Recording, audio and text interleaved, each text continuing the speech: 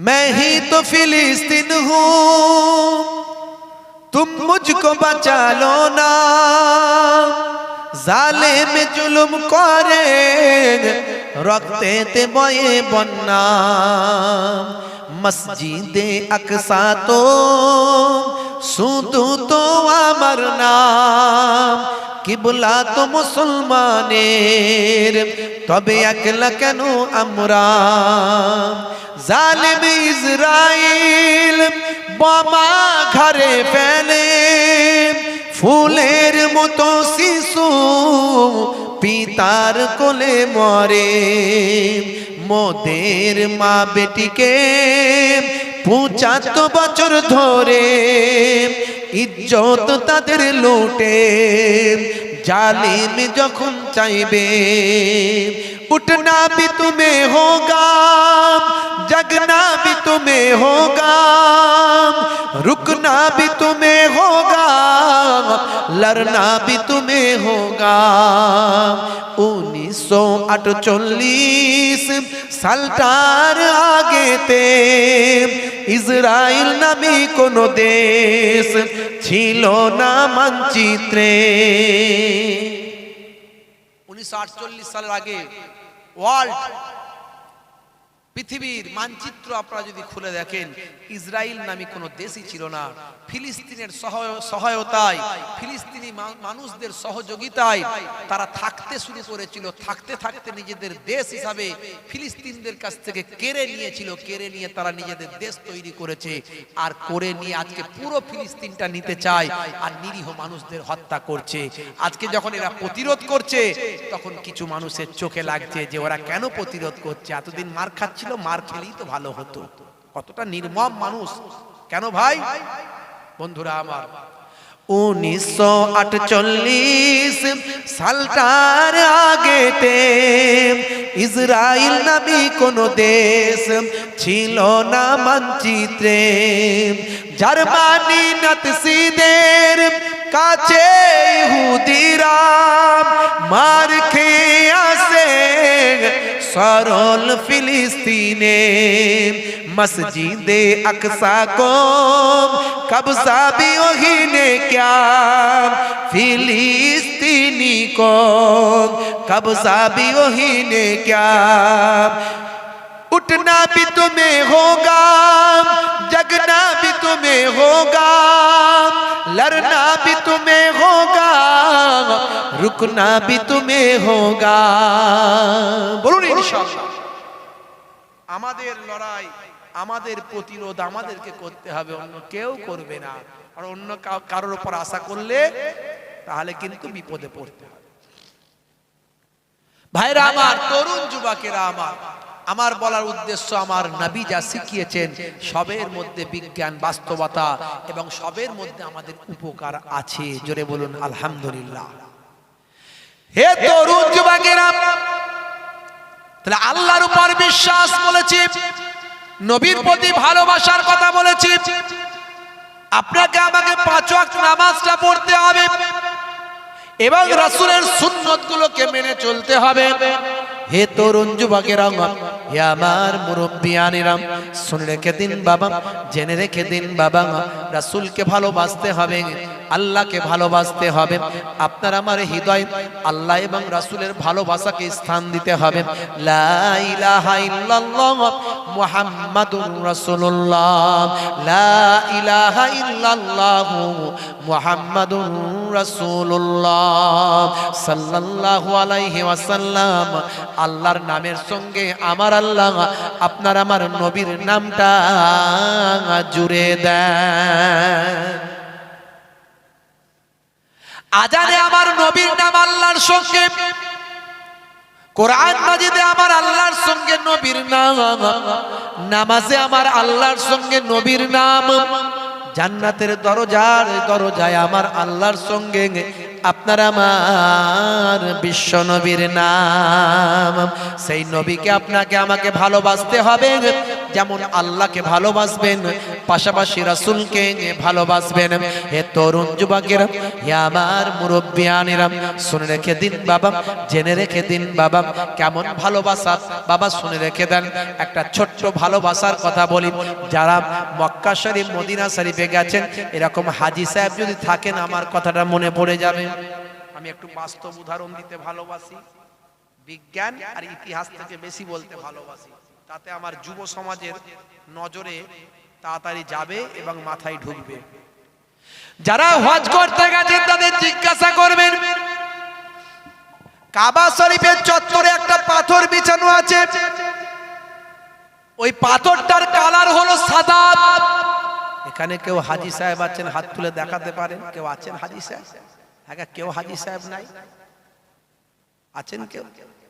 হ্যাঁ, কেউ নাই? এই গ্রামে আছে? এই গ্রামে হাজী সাহেব আছে? বসিরহাট এলাকা হুজুরের, বসিরহাট হুজুরের এলাকার মানুষ গো। হ্যাঁ, বড় লোক থাকলেই তো হজ করতে হবে। বড় লোক কি এখানে, ধনী মানুষ কি নাই এখানে? আছে তো, হজ কিন্তু করে না নাকি? করে? আছে, মাশাআল্লাহ। এই এখন মজলিসে না, মাশাআল্লাহ মাশাআল্লাহ। তো যাই হোক ভাইরা আমার, তরুণ যুবকেরা আমার, মুরব্বিয়ানেরা আমার, তো হাজী সাহেবদের জিজ্ঞাসা করবেন, কাবা শরীফের চত্বরে যে পাথরটা বিছানো আছে ওই পাথরটা হলো সাদা পাথর। হে তরুণ যুবকেরা, এমনি আরবের টেম্পারেচার হলো গরম, টেম্পারেচার সবসময় হাই, 40, 42, 45 ডিগ্রি, সবসময় ওখানে প্রচন্ড গরম, মরু এলাকা, শুকানো পাথর।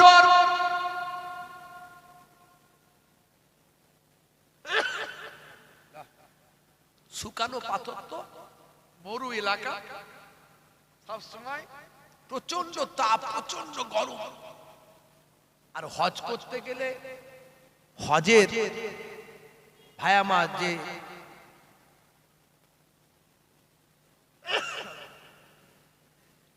হজের যে ফরজগুলো তার মধ্যে কাবা ঘর তওয়াফ করতে হবে। কাবা ঘর তওয়াফ না করলে হজ হবে বাবু? হবে বলেন তো? হবে না। কাবা ঘর তওয়াফ করতে গেলে আল্লাহর কাবা ঘর তওয়াফ করবেন কি জুতো পায়ে দিয়ে করবেন না খালি পায়ে? খালি পায়ে করতে হবে। দেখো প্রচন্ড গরম, ওই গরমে পা পুড়ে যায়। হে তরুণ যুবকেরা, কাবা ঘরের চত্বরে প্রচন্ড গরম, টেম্পারেচার অনেক হাই। হে তরুণ যুবকেরা, হে আমার মুরব্বিয়ানেরা, হাজী সাহেবরা খালি পায়ে বাবা তওয়াফ করতে গেলে পাটা পুড়ে যায়, ফোসা হয়ে যায়, পাটা পুড়ে যায়, ভীষণ কষ্ট হয় বাবা। ভাই আমার, দোস্ত আমার, কাবা ঘরে তওয়াফ করতে গেলে মানুষের অনেক কষ্ট হয়।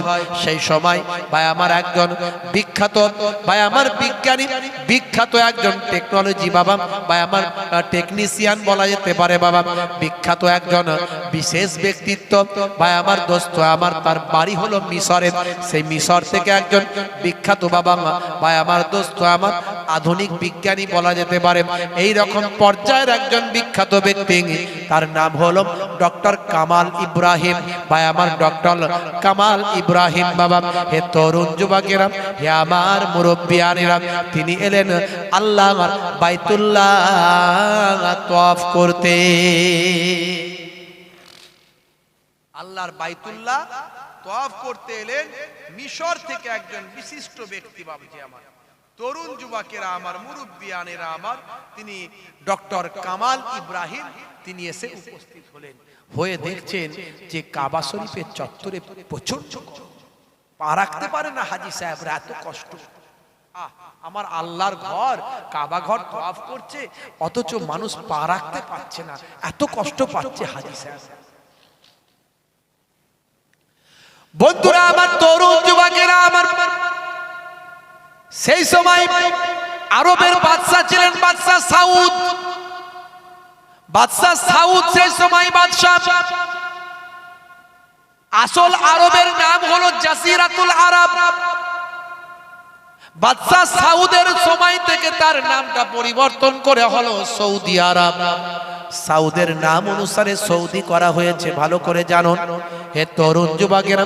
তার পূর্বে আরবের নাম ছিল জাজিরাতুল আরব। এই জাজিরাতুল আরবের অর্থ কি?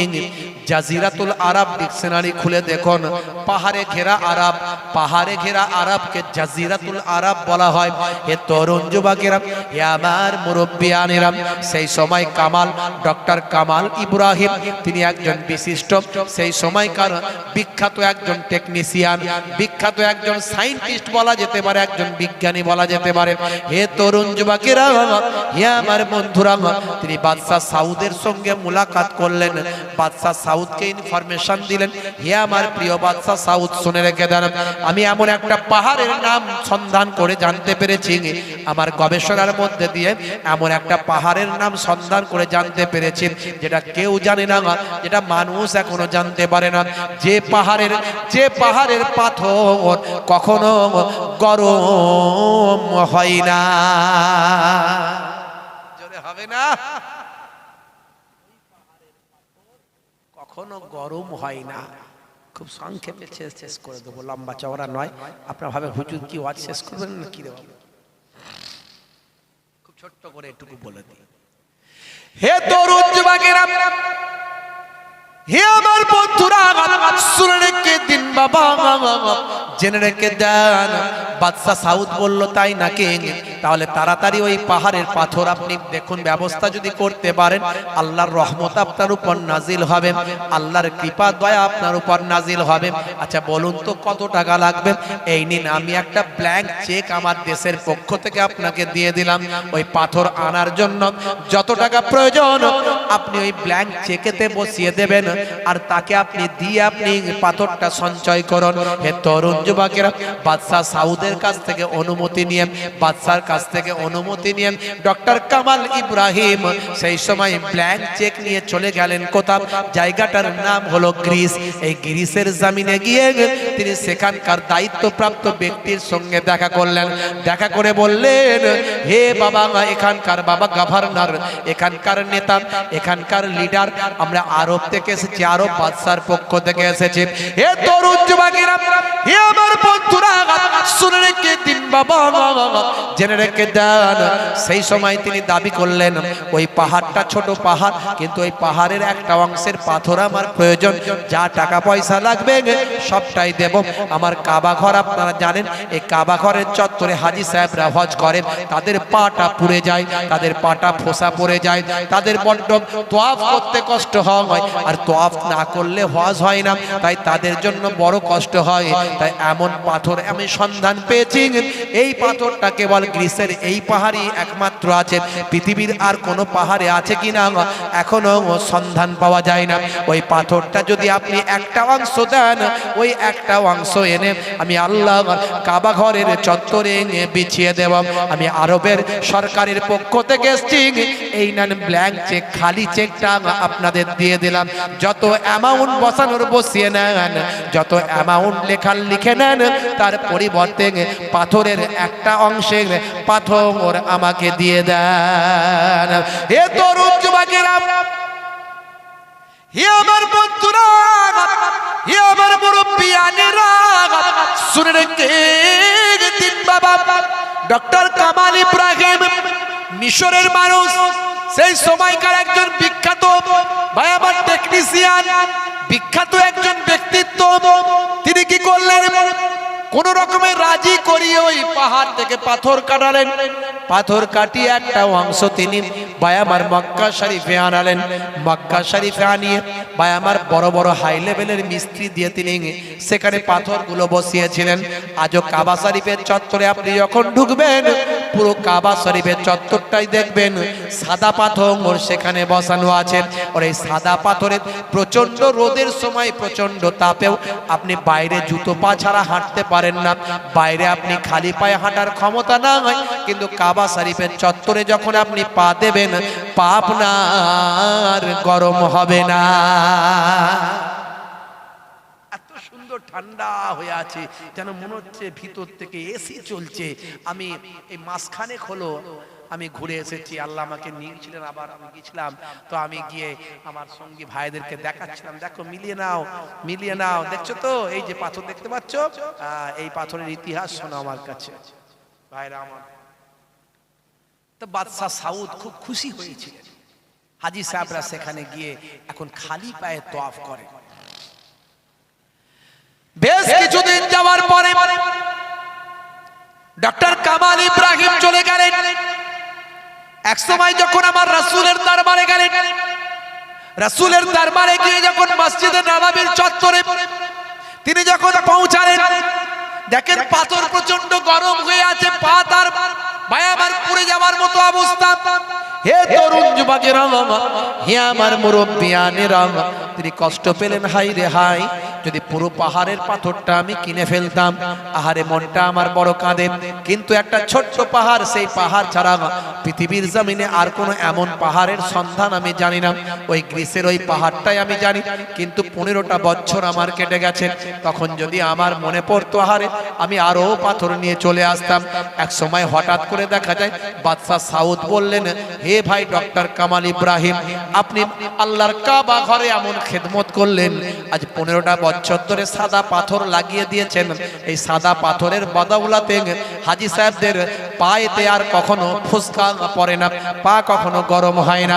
আমার আল্লাহ আপনাকে কবুল করেছেন। আমার আল্লাহর প্রেম মহাব্বত ভালোবাসা আপনার অন্তরে আছে। আল্লাহ কত খুশি হয়েছেন আপনার উপর।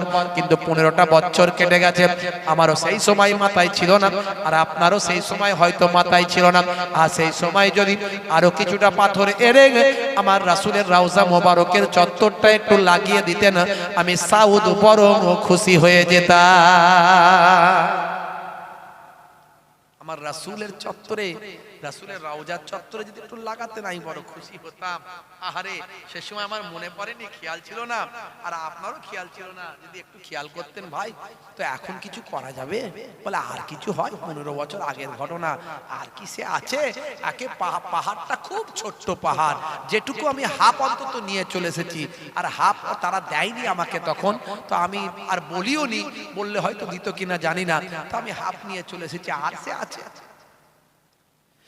হে তরুণ যুবকেরা, বাদশাহ সাউদ বলেছিলেন, ভাই একবার যান, আরেকবার চেষ্টা করুন, যদি আমার নবীর রূহানি দোয়া আপনার উপর থাকে, আমার আল্লাহ হতে পারে আপনাকে মিলিয়ে যদি দেন। 15 বছর পরে আমার নবীর রওজা মোবারকের চত্বরে যদি সাদা পাথরটা লাগাতে পারি, মানুষ আরামের সঙ্গে ইত্মিনানের সঙ্গে চলাফেরা করবে, নামাজ আদা করবে। হে তরুণ যুবকেরা, হে আমার বন্ধুরা, শুনে রেখে দিন বাবা, জেনে রেখে দিন বাবা, ডক্টর কামাল ইব্রাহিম মিশরের বিখ্যাত একজন টেকনিশিয়ান, বিখ্যাত সেই সময়কার বিজ্ঞানী ভাই আমার, দোস্ত আমার। তিনি বাদশাহ সাউদের কাছ থেকে আবার পূর্বের নাই ব্ল্যাঙ্ক চেক নিয়ে চলে গেলেন আবার গ্রিসে গিয়ে সেই পাহাড়ের সন্ধান করতে লাগলেন। সন্ধান করে সেখানে গিয়ে বাবা সেই পাহাড়ের দায়িত্বে থাকা মালিকের সঙ্গে কথা বলে বললেন, পাথর কি আর আছে বাবা? পাথর কি আর আপনার এখানে আছে? যদি পাথর থাকে আমাকে তার বাকি অংশটা দিয়ে দেন। সেই সময় তিনি বললেন, আপনি 15 বছর আগে এসেছিলেন, আজকে কি আর পাথর থাকে? না না নাই। সেই সময় তিনি বললেন, বাবা পাথর কি আর থাকতে পারে? কখনোই সে পাথর আর পাওয়া যাবে না। এমন সময় ডক্টর কামাল ইব্রাহিমের মনটা খারাপ হয়ে গেল।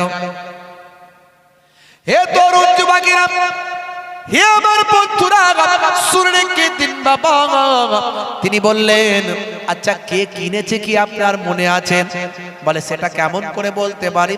সেটা খাতাপত্র দেখতে হবে, 15 বছর আগের কথা। এটা কখনো সম্ভব নয় সাহেব।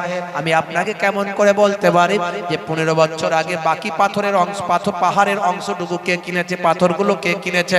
ভাই আমার, দোস্ত আমার, ডক্টর কামাল ইব্রাহিম তবুও বললেন, যদি সম্ভব হয় তাহলে আমাকে একটু জানাবেন, আমাকে একটু খবরটা দেবেন, আমি চললাম।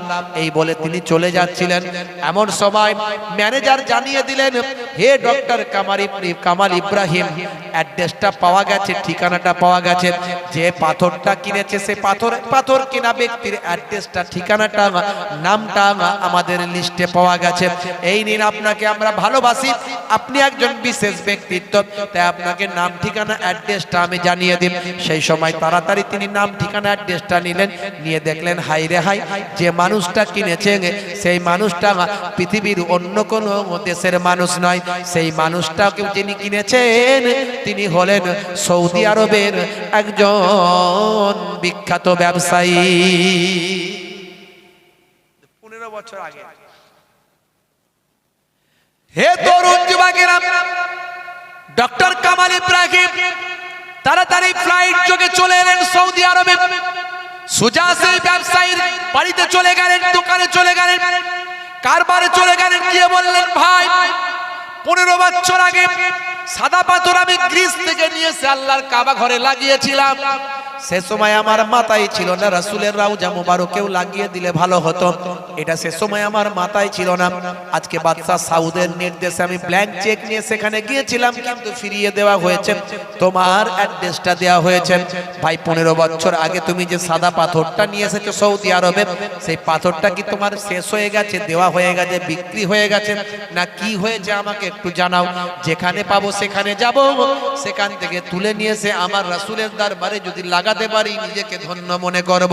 ভাই বলো তো দেখি, সেই পাথর কি ব্যবহার হয়ে গেছে নাকি সেই পাথরের খবরটা একটু জানতে চাই। ম্যানেজার খাতা খুলে খুলে বলে, 15 বছর আগের যে পাথরটা আনা হয়েছিল গ্রিস থেকে, সেই পাথরটা কখনো বিক্রি হয়নি, বরং 15 বছর আগে থেকেই গোডাউনে যেমন কামার তেমন পড়ে আছে।